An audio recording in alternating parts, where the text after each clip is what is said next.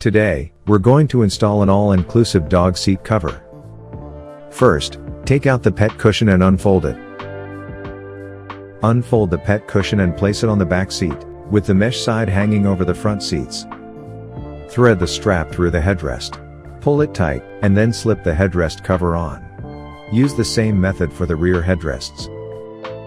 Attach the Velcro strip on the outermost edge of the rear headrest to the felt panel on the back of the seat. Zip up the side zipper. Attach the two suction cups to either end of the glass. The installation procedure is the same on the other side.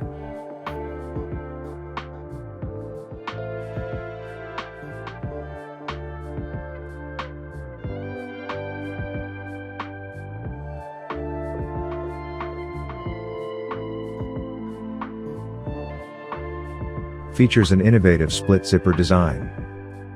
Equipped with a transparent visual mesh window. Total seat and door protection.